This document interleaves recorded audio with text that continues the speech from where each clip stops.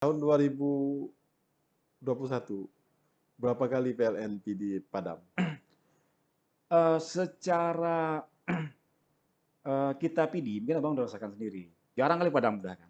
Jarang ya? Udah jarang sangat sekali Tercatat padam. nggak berapa kali? Kalau kami catat, Catat ya? catat. Eh, Cuman sistem kita itu sudah kita bagi namanya section namanya, eh, seksi-seksi. Seksi-seksi. Ada Jadi seksi dari nggak satu GI, kabupaten tidak satu nggak? kampung, tidak satu desa, tidak satu kabupaten padam.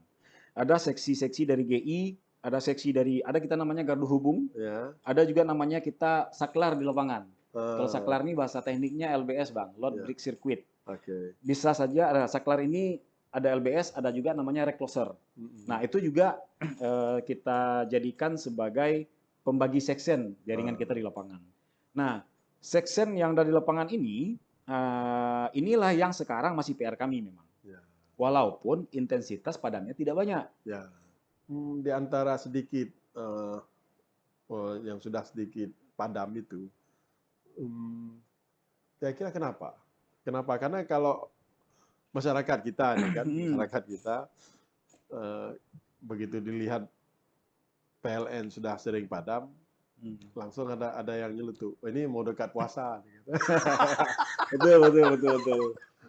Jadi PLN nyeletuk, dia nyeletuk. Ini mau dekat Iya. puasa, makanya PLN padam. Uh, saya yakin juga nggak seperti itu, ya kan? Sekarang kan udah banyak berubah. Di antara sedikit padam dalam setahun itu, kira-kira apa penyebab yang paling dominan? Memang ada beberapa kategori kalau di kami. Ya. Ada internal, ada eksternal. Mm-mm. Internal itu ada 4, eksternal pun ada 4. Mm. Nah, nah dari internal dan eksternal, memang kalau sekarang faktor yang paling banyak dominan itu eksternal. Mm. Eksternal itu kalau di data kita 60% itu pohon. Hmm. Ya, Pohon ya. pohon. Di 2021 mungkin sama-sama kita juga rasakan itu dari awal tahun Mm. sampai dengan akhir tahun itu unik. Mm. Cuaca seakan-akan kita ini kayak seperti sudah kota hujan. Mm. Intensitas hujan dibanding tahun-tahun sebelumnya, saya belum cek juga data BMKG, tapi apa yang kami alami seperti itu. Dibanding 2020, intensitas hujannya itu lebih Mm. sering dan lebih, cuman tidak lebih parah. Karena Ya. memang di tahun 2020 mungkin kita sempat ada beberapa kawasan kita tergenang banjir, di 2021 alhamdulillah tidak, tapi Mm. intensitas hujannya sering. Mm. Ini yang memang banyak berpengaruh kepada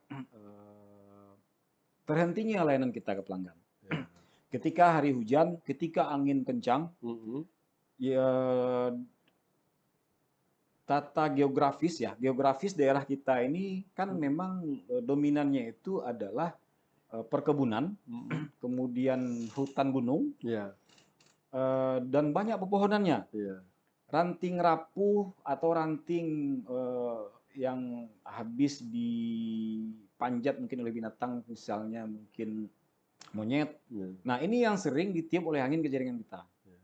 Tapi alhamdulillah kami juga berterima kasih kepada masyarakat PD, terutama di bulan Oktober dan November, kita diberi izin oleh masyarakat untuk lakukan penebangan di halaman warga, di kebun warga, Mm. per bulan itu sampai 1.800 batang. Bang. Mm. Keluarga yang 1000 kasih izin ya. warga yang kasih izin. Ini Ya. yang saya juga sangat berterima kasih kepada warga PD ya. Ya. Dan kawan-kawan apapun itu bentuk kegiatan di kampung-kampung, apakah itu di daerah jalan umum atau Mm. masuk ke pekarangan warga, selalu dikasih lampu hijau dan selalu disambut karena memang alhamdulillah kesadaran dari warga kita apa yang kami lakukan juga untuk kita juga. Oke. Nah, makanya Bang, Mm. kalau kita berbicara, saya totali ya, secara Mm. totali padam kita di bulan Januari, Mm. Februari, April itu PD itu sama PD Jaya ya data kami itu sampai 156 kali ada padam, Mm. termasuk yang 2 trafo, 3 trafo itu, Ya. termasuk juga ada tiang-tiang kita ditabrak mobil di pinggir jalan, Mm.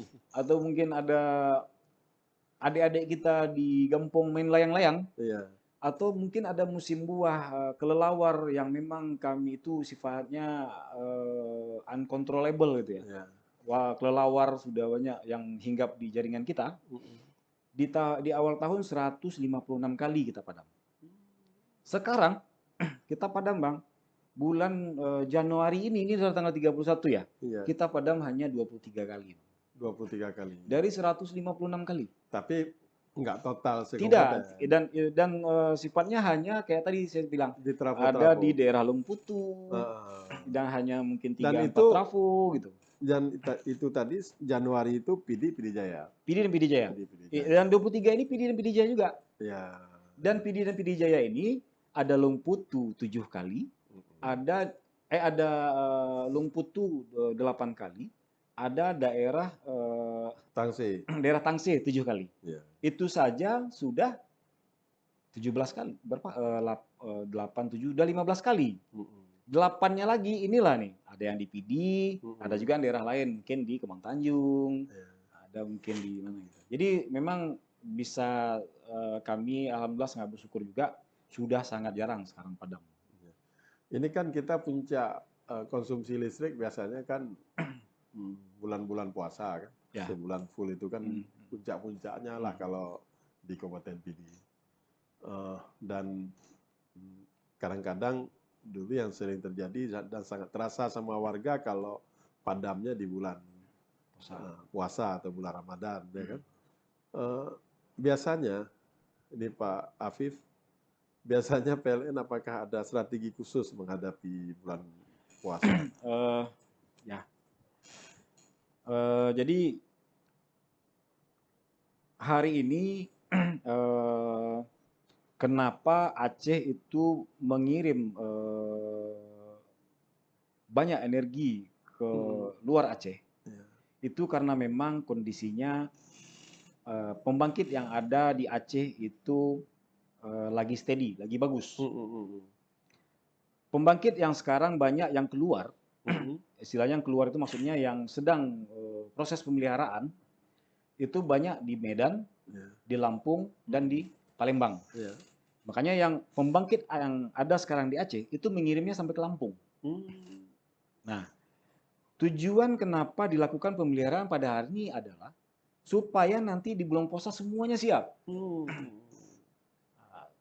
Jadi kita tidak ada perlu yang kita khawatirkan di bulan puasa dan Ramadan kita kekurangan energi. Nah, itu juga yang kemarin pemerintah alhamdulillah juga melalui Kementerian BUMN juga menjamin pasokan terhadap bahan bakar termasuk batu bara. PLN termasuk salah satu yang dijamin. Nah, jadi strategi itu dari sisi hulu, dari sisi pembangkit. Dari sisi hilir, kami memang setiap hari selalu berupaya bagaimana kita itu ada program-program. Kalau secara tadi saya sudah ada singgung gangguan itu ada namanya internal ada eksternal. Internal itu banyak gangguan itu di material kita. Ada pin-pin yang ada di jaringan kita. Kadang-kadang ada mobil lagi jalan terpelanting batu sampai ke atas pecah. Karena di atasnya keramik itu pecah. Gitu. Jadi di kita itu ada namanya itu health index. Di health index itu sebenarnya penilaian terhadap apa yang ada di material-material yang ada di lapangan itu sebelum dia rusak, kami sudah ada notifikasi, kami sudah ada peringatan, sudah harus diganti atau sudah harus dipelihara. Ini alhamdulillah selalu jalan setiap hari. Ini yang tadi saya sampaikan, Bang. Kita untuk melakukan kegiatan ini masuk ke pagar rumah warga pun alhamdulillah warga kasih. Jadi selalu secara hilir kita juga persiapkan. Insya Allah kami juga berharap mulai dari kita lanjutkan bahkan kita tingkatkan tren hari ini sampai ke depannya kita berupaya selalu lebih baik dan lebih baik. Oke.